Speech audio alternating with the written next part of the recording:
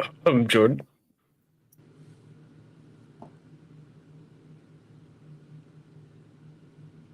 Welcome, everybody, to Caturday Checkdown. My name is Jordan Mathis. I'm here with Braden Neviews. Happy game week, Braden. We are finally here. Kentucky kicks off in just a few days. Saturday night, under the lights. Braden, how are you doing, buddy? I'm great. Week one is among us.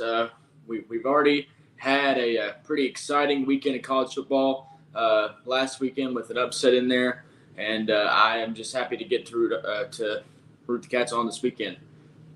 Braden, did you make any money Saturday? No, and it is because I didn't bet, which is not like me. But had I bet, I was going to put money on the 10.5 for Florida State. So it's a good thing that I did not. Yeah, it's funny that I think it was originally 14.5, 13.5, and they moved it down to 10.5. And the night before, I was over hanging out with some friends, and I was like, I don't know if I want to take this bet at 10.5. Woke up Saturday morning feeling a little frisky. Went out, got some food, came back, and I was like, you know what? I was like, yeah, I think I'm going to bet the Georgia Tech 10.5. So put that on there, bet the under, and came out with a pretty good chunk of change as we head into this week's games. Braden, we have a lot to get into starting off the show. I just want to talk about, really, I think we know what we have with Kentucky's defense, with the exception of Dumas Johnson. Returning 10 of our 11 starters from last year, I have a pretty good sense of confidence in what Kentucky's going to bring to the table this year. As far as defense, we talked today with Bush Hamden. He seemed pretty optimistic, actually. Just as far as what we know so far, he's going to be in the booth. He said that feels like an advantage to him, especially with the new. I know Stoops talked about it. He alluded to it Monday morning about how I think he's going to be able to see the field better, less distractions, and it's going to help him. We've seen it in the past, going back to even Joker Phillips was up in the booth, and all the way up until Liam Cohen last year preferred being in the booth rather than on the field like he was in 2021. So starting off with that, Braden, I know we talked about this last season, but obviously different offensive coordinator, different feel of things. Do you make anything of that news, or do you think it's just kind of it just depends on the offensive coordinator? I think it's become pretty common in kind of all levels of football to have your OC up in the booth. You mentioned Liam Cohen. He kind of transitioned to that play calling style after his health scare last season and kind of just kept it going the rest of the year. And, I think there's an advantage to it. Obviously, being up in the box, you can kind of see how the defense is laid out. And it's honestly, especially this year with the transition to the quarterbacks having a headset in their helmet, being able to have that communication with the quarterback and for the OC to see the entire field, from a better vantage point than the quarterback can. I think it'll definitely give an advantage to offenses coming into this season. Yeah, exactly. I think you nailed it right on the head there. I'm excited to see how that translates, having that earpiece in. Stoops alluded to it, saying that in practice, there have been plenty of times where they've practiced that. Even some before in the bowl game last year with the defense, and how easier it seemed for them. Of course, we all know the rule: the quarterback's going to be able to wear an earpiece, and so is a defensive player, which will likely be middle linebacker for Kentucky. Braden, do you see a situation anyway that could hurt Kentucky, or do you think it's pretty much like we're gonna know what's on the field at all times kind of deal? I think especially with week one, it could be a little bit tricky, but at the same time, I feel like Kentucky, like I said, the defense is up for the challenge, and from what we've heard throughout fall camp is, Brock's been pretty consistently, gradually improving at leading the team. Yeah, it would be the most Kentucky thing for the for like the technology to go out, or I don't know if it's Bluetooth connected or whatever, but it'll be like a 4th and 2 in a crucial situation, one game, and like the technology will go out, and it'll be the worst thing ever. Well, Braden, was it the 2021 Tennessee game, I want to say, where the headset quit working on Kentucky's side? Like all of the headsets quit working? I mean, I know that was a game. That happened in a game. I mean, I'm sure it's happened several times in the past. I can't remember that specific one, but I guarantee you it's definitely happened. Yeah. So, and I think it's going to be important though. Obviously, I mean, the new way of communication. I mean, it's not like this is new to football. I mean, like the NFL has been doing it for years. So I'm sure Coach Stoops reached out to some of his friends in the NFL and got some advice. And I hope, because as we know in the past, sometimes sideline communication has not been the greatest with Kentucky. Of course, always think back to that 2017 game against Florida with the uncovered wide receivers. And I mean, here's a few more instances of that. But I hope they have a backup plan, because, of course, the headset, the headset, I guess it's Bluetooth. Like the communication cuts off at, I believe, 15 seconds on the play clock. So then for those last 15 seconds, if there needs to be a change, you hope there's still like some way that like the sideline and the 11 guys on the field can have some sort of communication. But I think it'll be like an adjustment for everybody. So I don't anticipate it being that big of a deal. But I'll tell you what, I mean, the former NFL coaches who are in college now definitely have a leg up. I think of like Bill O'Brien at Boston College. Obviously, he has years of head coaching experience in the NFL. So I assume that transition was probably a lot smoother than maybe some at Kentucky or, some other schools. Yeah. Enough speaker talk. Braden, I am so excited to jump into this offense, man. I think this game particularly is going to showcase a lot for that offense without showcasing a lot. I don't think you have to completely open up the playbook, as some may say. I do see it's probably going to be more likely that Southern Miss is going to run a lot more zone defense. I just don't think that they're going to have the pieces to be able to have any kind of chemistry to play man-to-man that first game, just because there are so many new pieces to that defense, the secondary in particular. We're gonna have a situation where I think the only defensive group is going to be that defensive line that's had some actual game time playing together, which I think is going to be probably for Jalen Farmer and a couple of those other guys. It's going to be our first look at, okay, maybe we're gonna see what these players are made of. How much does that help playing against, maybe I don't want to use the term, for lack of better terms, cupcake, but playing against a group that has played together, which in this day and age isn't necessarily common with the transfer portal NIL kind of thing. Yeah, I'm not going to call any team a cupcake, because obviously I think back to, especially with this Southern Miss team, I think back to 2016 whenever they came into Kroger Field week 1 and beat Kentucky at home. And I think someone asked Stoops that yesterday about, thinking back to that game, if he takes that into account coming into this week. And but anyway, I think, and I'm very hesitant to say this because this is not Stoops' MO at all, but I kind of expect this to be more of a pass-heavy offensive attack on Saturday. You mentioned their kind of really only experience comes on that D-line, which may hinder the rushing game a tad. And then, of course, having Chip Trayanum out week 1 hurts as well. I mean, of course, I know they're going to want to get Patterson involved and get Sumo Karingbe going on the ground.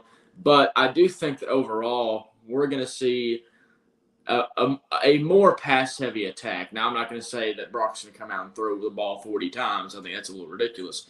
But I could see him getting into the high 20s or low 30s on passing attempts, just because, I mean, I think we're going to need it down the road, and especially with this inexperienced secondary, like you mentioned already. I anticipate them to want to get Brock into a groove in week 1 because, week 2 we hop right into SEC play with South Carolina, very big game.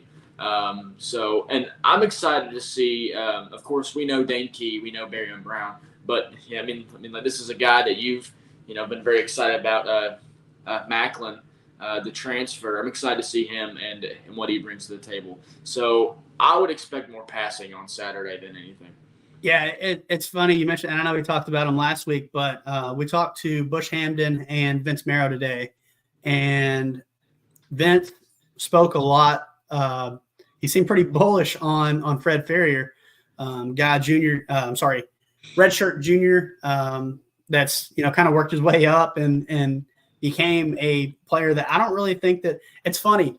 Vince Marrow said that there were four different players that have came through the program kind of, and Dale Robinson, which is, for those who don't know, Wandale's dad, recommended. It was Wandale.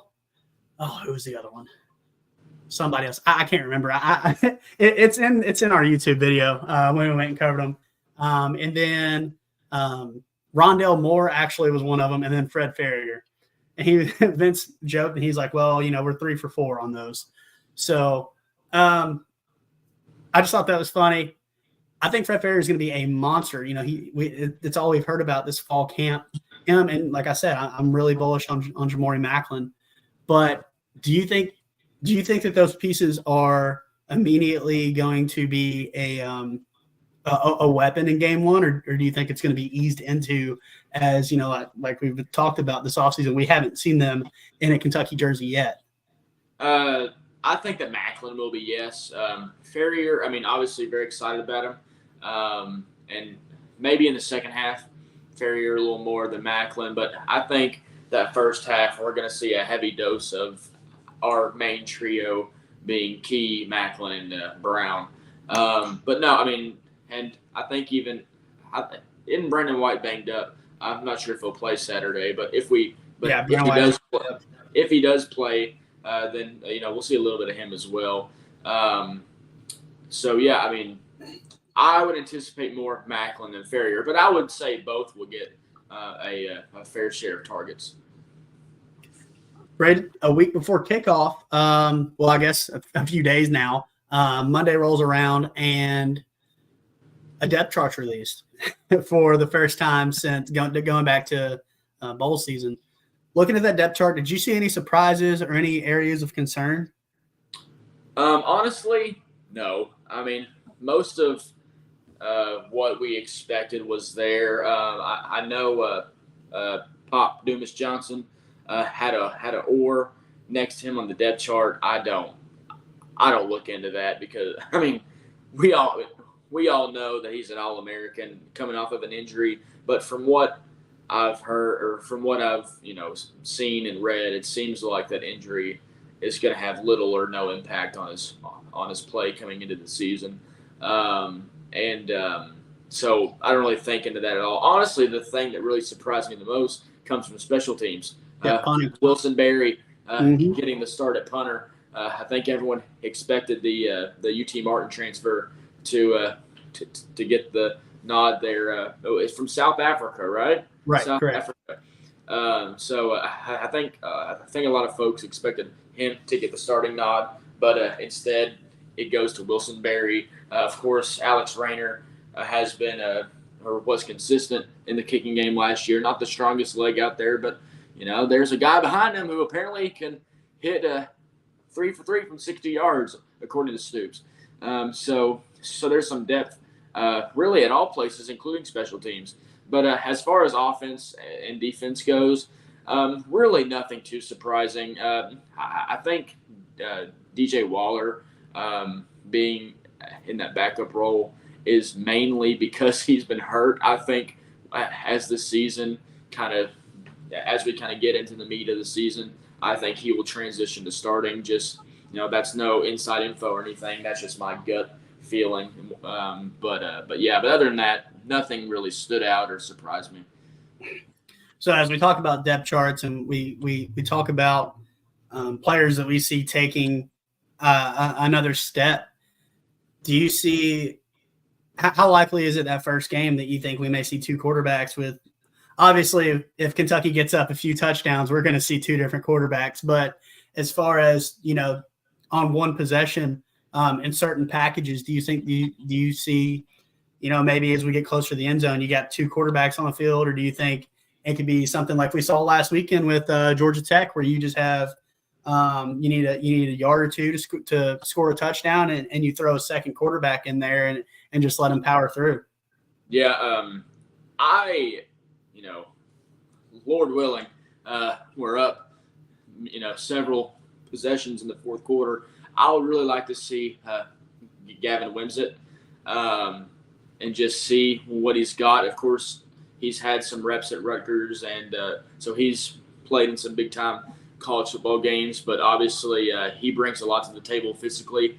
And like you mentioned, I guarantee you that we'll see him even if it's not a blowout. I think they'll have some packages that are incorporated to get him in the game, especially in the run game. But I mean, let's not downplay Brock Vandegrift. He's a big quarterback too, and I think he'll show off his legs as well at times this season. Of course, we don't want to see it too much because we don't want to get hurt. But I think there'll be times where he'll kind of show off his athletic ability. I would love to see Wimsatt. Of course, being from Kentucky is just a cool thing to add in there. And then I don't think we'll have a reason to see Cutter Boley. But if we did see Cutter Boley, it'd be kind of cool, I think. Yes, and one of the commenters alluded to it. I wish we could get Traynham some plays in this game just to get those feet warmed up as we head into South Carolina. Unfortunately, I think it's going to be a little bit harder to do with a club on your hand than maybe some other positions on the field. But I don't see a scenario in which this game is close at all. Of course, yeah, I say that. 2016 I think was two different levels. I think 2016 that Southern Miss was actually a decent football team. They're known as maybe they had an NFL quarterback on there. I'm pretty sure Nick Mullins was their quarterback at the time that year. Yeah. So they had a solid quarterback that year. And historically, I think they've had. I think there were some teams where like Rutgers had went in there back in the day, and probably some of their bigger sellout games were there, and they've had a national reputation for beating maybe some teams that they shouldn't as the years have progressed. Maybe not as far as really ranked high teams like an Ohio State or Georgia or Alabama or anything like that, but just teams that they were expecting to get beat by, at least media, fans, and the team has enough confidence to go in and win. However, I think it's a different scenario this year. I mean, I think that the quarterback the head coach now, it's his third year. He's sub 300 in wins. 2016 Kentucky team still kind of that's the year things started to change for the program. And it's just not the same. It's not the same. Mark Stoops has done such a good job at getting this program to the level that it needs to be at least consistent enough to be able to, to put Kentucky in just about every game it plays. Really, there's no need to fear, I don't think, Saturday. I think everybody's going to be outside tailgating. Hopefully the weather kind of holds off, because right now it looks like we may experience some bad weather for tailgating, but maybe a little bit of rain, a little bit of thunderstorms. Let's hope not. Let's pray for the best, because Kentucky does need that fan base out there, and they're going to want to see the new additions to Kroger Field as far as the lights and everything else that comes with it. Braden, I know that Stoops talked yesterday about getting the players out on that field, being able to practice in the stadium, because it is different between practicing on the field and practicing on a practice field, because sometimes on punts, kick returns, the way the ball travels in the air with the wind. And he said that, they try to get them ready for the lights, just so the first time they didn't see those lights where it was, the first game.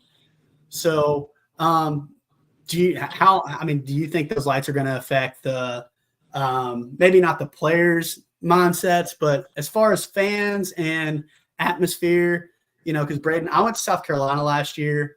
I went to Ole Miss 2 years. Well, it was during the day, but Ole Miss 2 years ago. And even, some of the other schools that probably didn't have the best atmosphere before they added those lights, and it seemed like things just kind of sparked.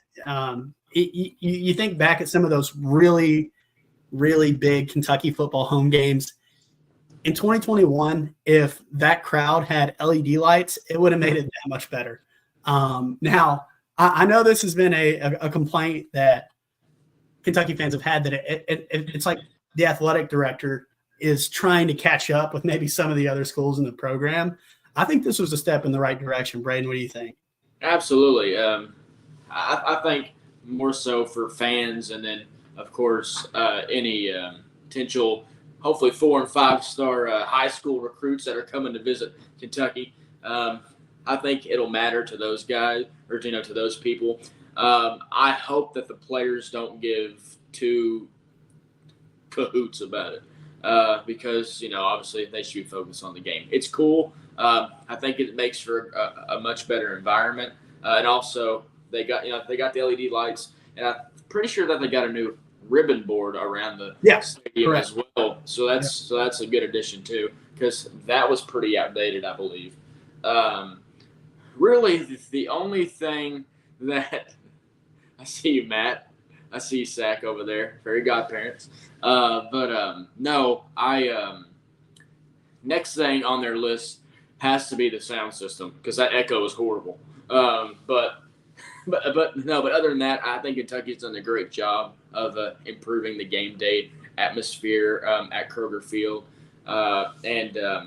But yeah, I think it's a good thing that the coaching staff got the guys in the stadium for a couple practices, a couple of scrimmages, just so they can kind of get a feel. Obviously, a lot of our players, especially on the defensive end, have played there before, so hopefully it shouldn't be anything too new to them. But yeah, I think getting to see the field before you come out to 60,000 screaming fans is a good thing. Speaking of which, I haven't really looked. Are we close to a sellout? Are we sold out? It's not a sellout, and I don't think it's going to be, but it's going to look full, if that makes sense. I don't think it's going to be the corners, right? I don't even think the corners are going to be empty. I think it's going to look, here and there you'll see some seat, a section of seats that aren't there, but for the most part, I think it's going to be a pretty full house. Now, that being said, a lot of those tickets are season ticket holders. Is the rain going to kind of push them away? Let's hope not, because I think this team deserves after everything, probably the last couple of years haven't gone exactly as planned. It would be nice to see guys like Deion Walker, Braden Brown, Dane Key all kind of get that recognition they deserve and be able to come out to a sold-out crowd, because they've given so much to the program when, let's be honest, for a lot of time they didn't really have a reason to do so. Yeah. Of course, I used to, I don't know why, but I always used to intently watch ticket sales. It meant so much to me if a game was sold out for some reason, because I just think it obviously it makes the program look better, just watching from home and all that stuff. And it's a testament to where the fans stand with the football team, the level of excitement. Yeah. And we saw a couple of weeks ago where UK put out a thing. I think there were less than 200 season tickets remaining. Now, last year you go back to a sellout for season tickets, and a couple of years before, they were up in those numbers still. And we really see it after the year after a really big season. So 2018 came around, 2019, almost a sellout season tickets. It was it felt like a new wind in the program. And then, of course, the whole thing with Lynn Bowden happened. Then COVID happened. 2021, everybody was pretty bought in, especially after that Florida win. I think people bought in. But I'm sure the 2022 we saw the results in 2022. Crazy. Yeah, and I mean, and then we've had back-to-back. I mean, obviously, historically, they're good seasons, but I think we can call 22 and 23 relatively disappointing seasons, and yet the excitement in the program still seems to be there, which obviously indicates that Stoops has built a pretty healthy football program. So yeah, but that's good to hear that the ticket sales are still doing well. Yeah, they haven't let off too far. I'm a little bit worried about South Carolina right now, but I think that's just like let's see what we see week 1 and then how things go. I'm still pretty confident it's going to be close to a sellout, if not a sellout. And here's another thing. I don't understand why other teams say that Kentucky doesn't fill their stadium. Like it's Auburn like guy, I forget his name. Auburn guy is what I think of now. Auburn guy, exactly, the Tiger. Yeah. I just don't understand. Like, do you not like maybe 10 years ago when Stoops first came in and it was like, his whole selling point was, get your ass here, watch the game. And that was 10 years ago, man. Like, yeah, the national narrative is just funny. Like, I think every other fan base, like whatever they think of Kentucky, they just imagine that 2012 game against Vanderbilt when there was like 4 people there in November. It was like, negative 30 degrees. Those days of Kentucky football are long gone. I mean, even going back to Stoops' first season, Stoops' first spring game, I believe had nearly like 60,000 people in attendance. I mean, like that doesn't happen at a lot of schools. So obviously the excitement is there, and then I think I think it's more like just like common or like your casual college football fan more than it is like the media. I think the media like kind of has a respect for Kentucky football now that they didn't used to have. But I still think your casual, especially in the SEC, your casual just college football fan still kind of has that stigma around Kentucky that's like, they're waiting for basketball season and no one cares and all that stuff. But no, it's certainly changed.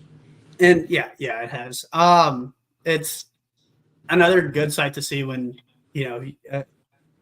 Matt Sack talked about it a little bit last week where the baseball team had some excitement against U of L, and not just U of L, against the rest of the SEC last year in the best baseball conference in America, and ended up going to the World Series, college baseball World Series, and UK fans showed up to that.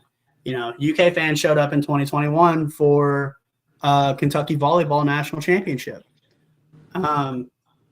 Softball, it's been a huge deal over there at the Crop Stadium. So, like, Kentucky fans care. I don't think, no matter the sport, if I just think this is one of the most passionate, if not the most passionate fan base in America. And we're just kind of going on a rant now about how great Kentucky fans are. But as that's just the kind of thing you need for what Stoops has brought. We need positivity in the fan base. Yeah. Because I know a lot of other media people who are like, I cannot stand this fan base. Like it really bothers them because it's almost like sometimes we're clueless. But anyways, that's a tangent for another time. At least we're not Vol Twitter. Yeah. Oh my goodness. Vol Twitter is the absolute worst. But yeah, yeah, absolutely. So Braden, what are some of your first things you want to look out for Saturday? What are you most excited to see? Which group, which players, which are offense, defense, special teams? You think Barryon Brown takes a kick for a touchdown this week or what? Yeah.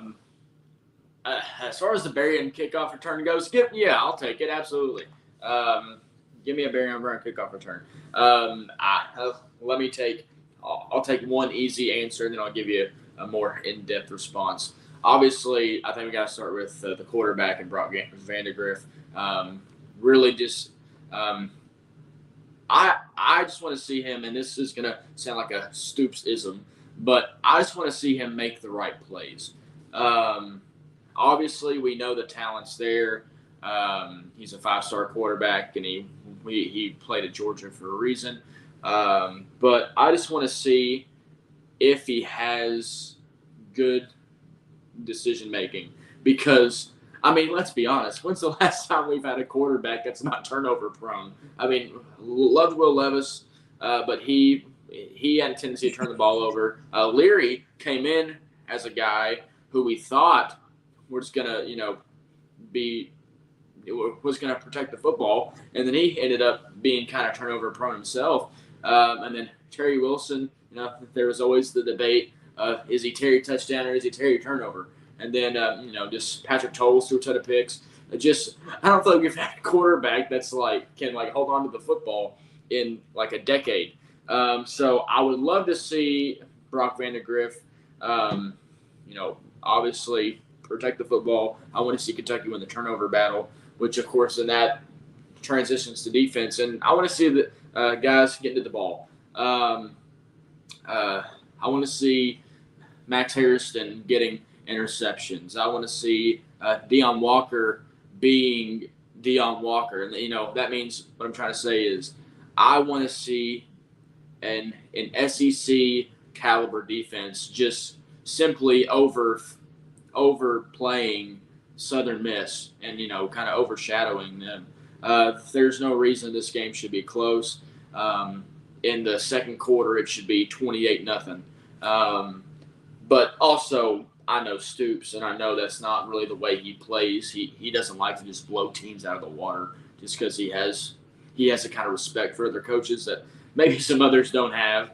But basically, I just want to see Kentucky look like a dominant SEC team against a lower caliber opponent. So basically, win the turnover battle. Brock, I want him to look like he's poised. And then I just want to see some big-time plays on defense. And also, I'm just very excited to see Pop Dumas-Johnson. So, Braden, I want to hit you with some lines here. You ready? I'm ready. Kentucky's a 28-point favorite. What are you doing with that line? Kentucky. And why? Tell me why. And why? Okay. Kentucky is, without a doubt, 28 points better than Southern Miss. I would take the 28, I guess. And if it wasn't Stoops, I'd be I have no hesitation, but we know that he doesn't really put the foot on the gas pedal in these kind of games. So that's why I'm a little hesitant. But I think Kentucky is 4 possessions, or really more, better than Southern Miss. So I'll take the 28 hesitantly just because of what I said. And I'll just take it because I think Kentucky should simply just overpower Southern Miss.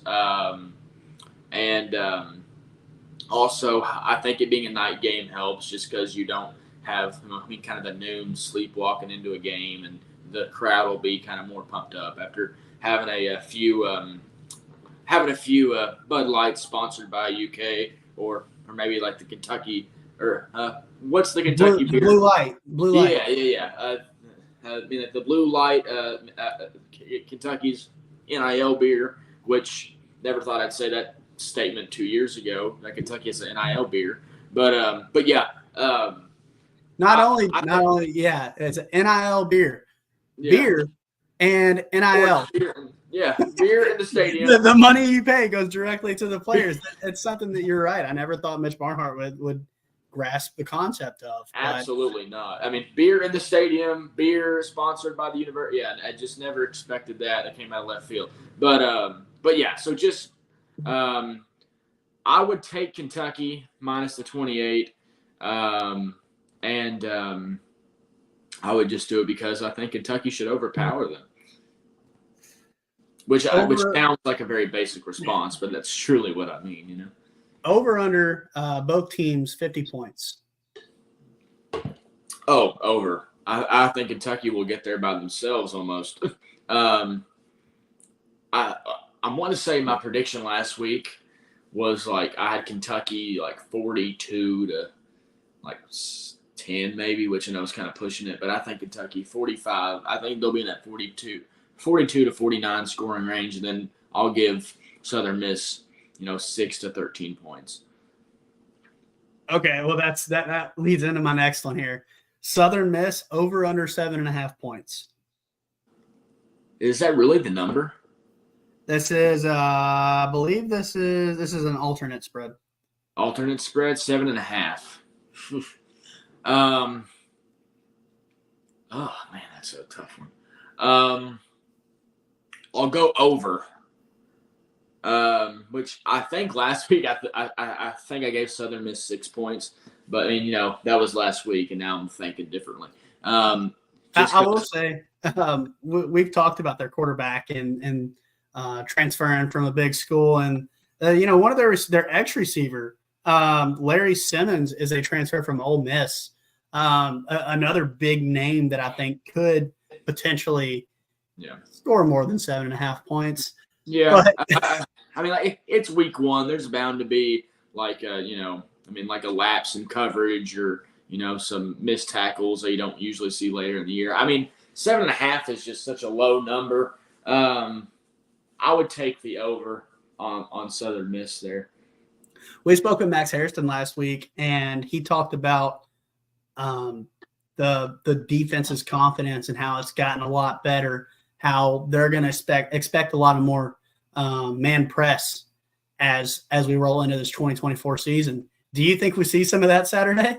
I mean, I think Kentucky fans have been clamoring for more man just throughout the years. I think the fan base is tired of seeing Brad White's soft coverage where the corners where it feels like the corners are 10 yards off the line of scrimmage, and it just seems like other teams dink and dunk all day, which of course that helps prevent the big play over top, but it is very frustrating sometimes to watch. I mean, not only do I hope, I think that we will see more of that. Now, Brad White and Coach Stoops are not going to just completely overhaul their scheme. I mean, we're still going to see a lot of what we've seen in the past, but I think they will have more confidence in their secondary to run some more man press and play a little more man defensively. But I mean, overall, this will still be a zone scheme, soft zone type defense. Braden, I guess this is the start of week one. Leading off, what is it? Thursday night. We have some football. We have Missouri versus Murray State, which I don't think it's going to be a game at all, but I am pretty enticed to watch that. Kansas against Lindenwood, NC State, WCU, and then Saturday we have a pretty good slate of games. Oh, Friday, Oklahoma makes its debut as an SEC school against Temple. So Saturday we kick off Georgia and Clemson. Is probably my game of the day. Do you have any other games or any notes on Clemson and Georgia that maybe you want to keep an eye on, or any notes that you want to discuss as we look at that slate of football on Saturday besides the Kentucky game? Yeah, well, let me note two games on Thursday that are probably my two favorite games. You've got North Carolina at Minnesota, and then you've got North Dakota State at Colorado.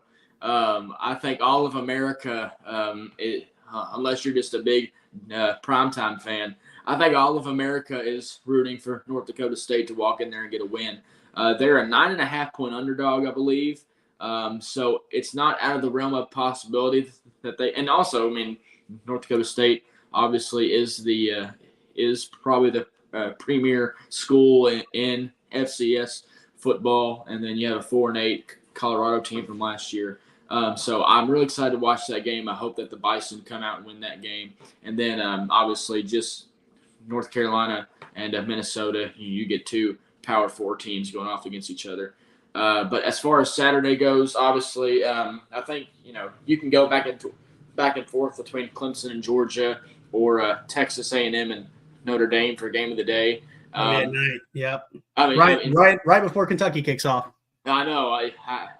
I hate that, but I think that game being in College Station rather than a neutral site might give it a slight edge to Clemson Georgia as game of the day, and also I think that game will just be closer. I think Georgia's going to blow Clemson out of the water. I mean, in relative to what it should be. I mean, I expect Georgia to win that game by 21 points at least. Clemson's not the same Clemson they were. I mean, Dabo has decided he is not going to adapt to the new world of college football. No transfers. I mean, he's going fully 2010 in terms of the way he builds a roster, which may work. We'll see, but it certainly is not going to work against the number one team in the country. And that game is in Atlanta, so it might as well be a home game for Georgia. So I don't expect that game to be too terribly close. But I think Notre Dame and Texas A&M, first game of the Mike Elko era, almost the first game of the Mark Stoops era in College Station. So I think that game will be a really tight matchup and a good game. Are you an Elko guy? He coaches a hell of a defense. I worry about A&M offensively, but I mean they have really good. Obviously, they have really good players. Is Bobby Petrino still there, or am I making that up? I believe he's still there. Yeah. I mean, they will be very good defensively. Offensively, the potential. No, he's in Arkansas. That's right. Oh, he went back to Arkansas. That's Yeah, right. yeah. Well, whoever the hell's at A&M these days, I mean, they're A&M and they'll have good players offensively, but obviously defensively they'll be a heck of a team. And I mean, it's a weird dynamic, but Notre Dame's quarterback Riley Leonard transferred from Duke. Mike Elko's coming from Duke, so there's kind of a weird dynamic there. But no, and then of course the one other game I am looking forward to is I am kind of happy that they were able to make it one kind of marquee matchup in each time slot. You've got the noon Clemson, Georgia, and you've got the primetime A&M and Notre Dame, and then right in the middle you've got Miami at Florida. And I think Florida wins that game, not because I think Florida's good, but because I think the ACC sucks, and I think any team that's getting – I think this past Saturday kind of proved what's going to happen in the ACC. I think anybody could win the ACC, and I wouldn't be surprised. I mean, Louisville obviously is going to be in it to win it. Florida State will still be in there. Clemson, Miami will probably be – what? Georgia Tech. Georgia Tech. I mean, no, honestly, Georgia Tech will definitely be a contender there.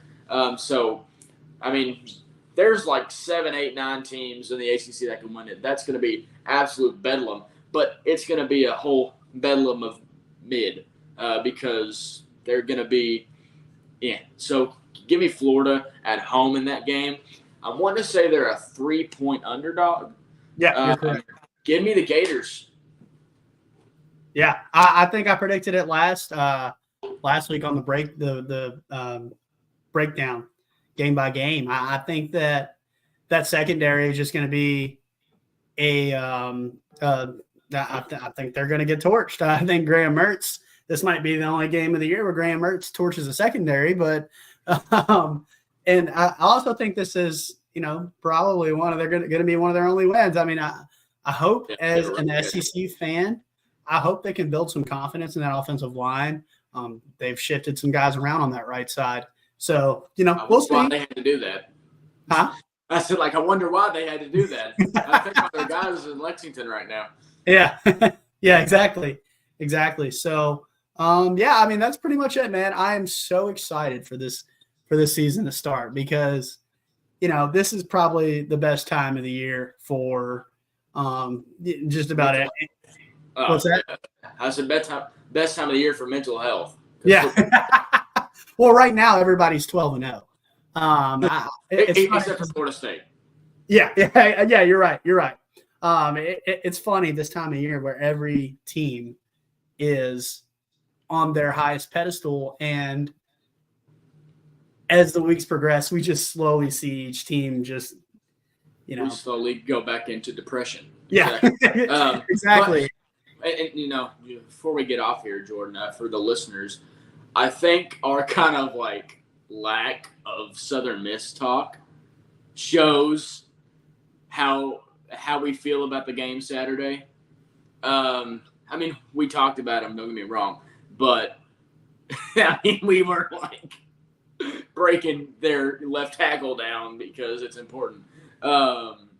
Southern Miss is probably, I mean, one of the worst opening. I mean, in terms of not their program, but this feels like one of the like worst teams we've played to open the season in terms of like, because we usually play like a pretty high caliber, Miami of Ohio a couple of years ago.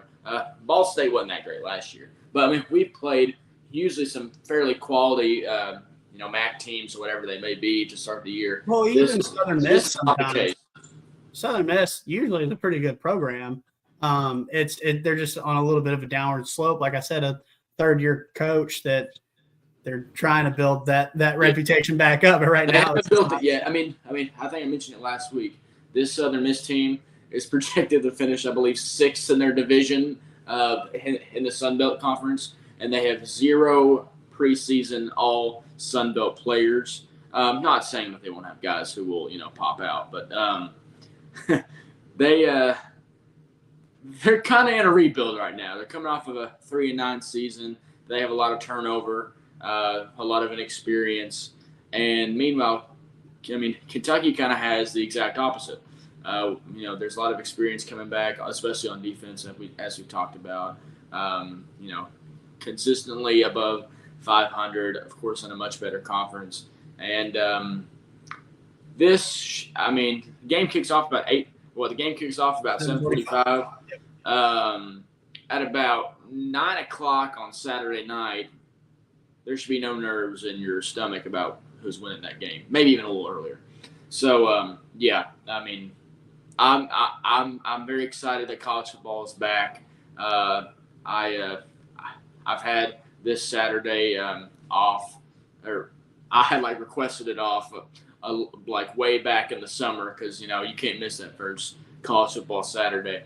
I honestly think this past Saturday, week 0, there was several like really, really good games. I know people don't like change. I'm one of those people who doesn't either, with the conference realignments and the rule changes and just everything that's gone on in college football the past couple of years, and the 12-team playoff. But I think once the dust settles, it's going to make for an extremely exciting season. Because teams can, like, for instance, not that Kentucky's going to lose, but Kentucky could lose this week and next week and be 0-2. And if they were to go win out, we're a playoff team. And that is just if we beat Southern Miss, if we beat Georgia, Ole Miss, yeah. Oh, Texas, yeah. Okay, I see what you're saying now. We'd be fine. But I'm saying now, but like in seasons past, when it's been 4 playoff teams, or even back, about a decade or so ago, when there was just 2 in the playoff national championship game, you lose 1-2 games, your season might as well be over. But now we're going to have teams who have lost 2 games in November who are still playing for a lot. So I think it's going to make for an extremely exciting season. I think Kentucky's going to be really good. I think we're going to go beat the hell out of Southern Miss on Saturday under those beautiful new lights at Kroger Field, and I'm amped up and ready to go. I think I'm going to give a hot take for you. Brock Vandegrift throws for 350-plus yards. Wow. Stoops, one more thing I want to allude to real quick before I get you out of here. Stoops talked a lot today, but I keep thinking that was today. Yesterday about the 2-minute warning being added, if it helps or hurts, and he said basically it's all situational. Yeah. It can be a thing that hurts you, it can be a thing that helps you. If you're on defense and you want to slow a team down, or if you want to slow them down, it may very well be a good thing if they're moving down the field.